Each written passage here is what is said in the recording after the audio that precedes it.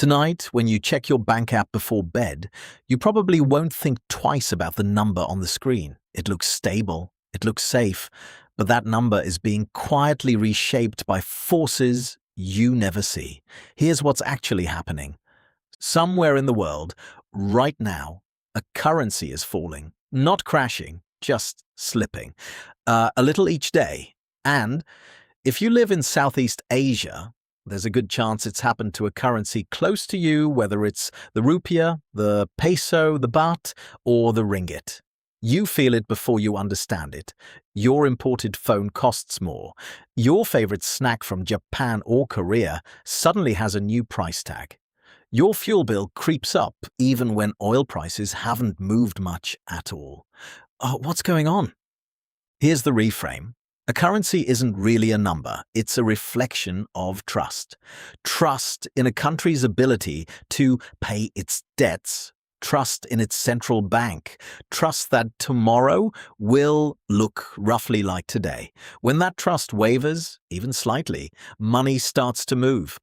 Investors pull dollars out. Local businesses that import goods need more of the local currency to buy the same dollar they used to buy cheaper.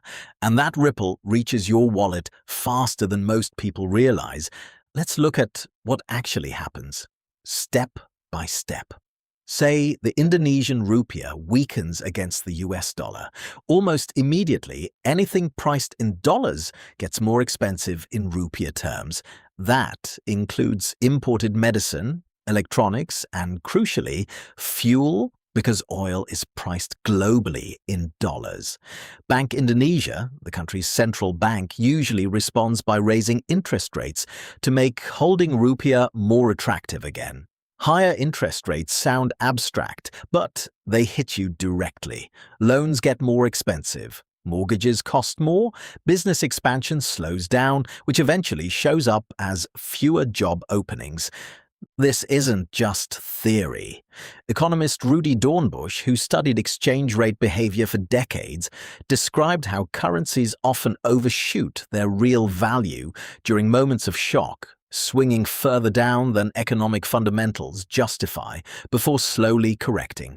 That overshoot is where the real pain happens for ordinary people, because prices adjust to the panic, not to the eventual correction. You should double-check the exact papers and timeline before quoting Dornbusch's work directly. But the overshooting concept itself is well documented in international economics. Now here's the counterintuitive twist. A weaker currency isn't automatically bad for everyone. Exporters often benefit.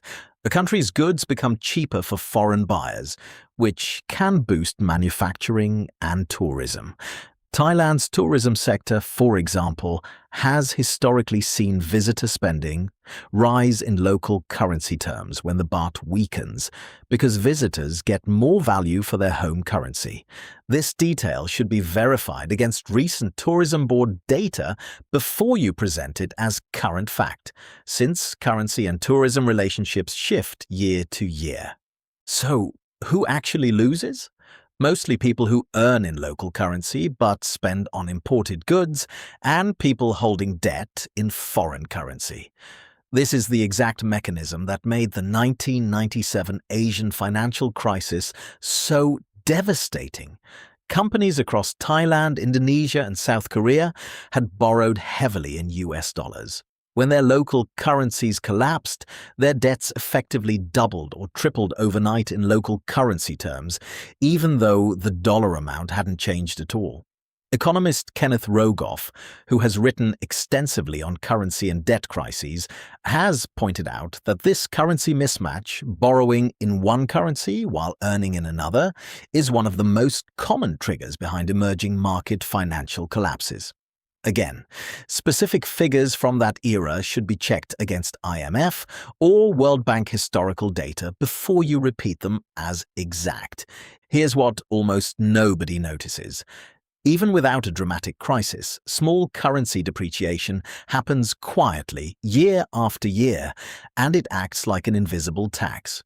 Your salary might stay the same number on paper, but if the currency loses even a few % of its value against the dollar annually, and your country imports a meaningful share of its food, fuel, or electronics, your real purchasing power shrinks without anyone announcing it.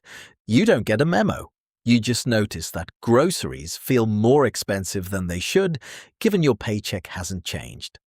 Central banks try to manage this balance constantly, raise rates too aggressively, and you choke off business growth and job creation. Leave rates too low, and the currency keeps sliding, making imports and debt more expensive. There's no perfect answer, only trade-offs.